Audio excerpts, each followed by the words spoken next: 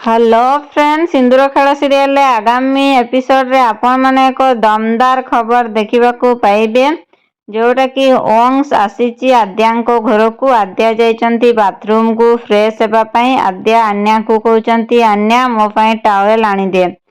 सेतिकी समय ओंस टावेल नहीं जाउछंती। कोन ओंस एवं आद्यार देखा हबो कि नहीं जानिबा पई वीडियोटी को शेष पर्यंत देखंतु। जदि चैनल रे नुआ आसीचंती चैनल को सब्सक्राइब कर दियंतु और पाखरे थिबा नोटिफिकेशन बेल को क्लिक कर दियंतु, जहा फल रे सिंदूर खेल सीरियल रे आगामी अध्याय रे कोन हबो आपण माने जानि परिबे। सर्वप्रथमे आनिया एवं ओंस आसीचंती आद्यांको घर को, तांकर मैथ टीचर को घर को। तो तांकर मैथ टीचर बा आद्या से जाइछंती वाशरूम को धोई हेबा पई। तो सेतिकी समय रे पहुंचीचंती ओंस एवं आनी।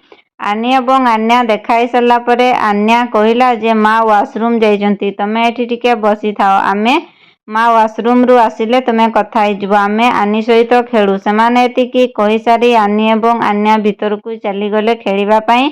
एपटे ओंग सेई सोफारे बसी थांती। सेतिकी समय रे आद्या डाकिले जे आन्या मो पई टावेलटा आणे। तो आन्या आसीबारे डेरी होउची, से आसुनी। सेतिकी समय रे सेठारे अछंती ओंस। एपटे आद्या डाकिबारे व्यस्त अछंती। ओ तो ओंस भाबुचंती ए टीचर्स मैडम तो टावेल मागुचंती, भाबिकी से टावेल नेकी जाउचंती। ओ आद्या टावेल हाथ बढ़ाउचंती। कोन आद्यार टोन आ हाथ देखि जानि परिबे जे ओंस ए मो आद्या बोली कि जानि परिबे नाही। जानिबा पई चैनल सहित जोड़ी होइथांतु।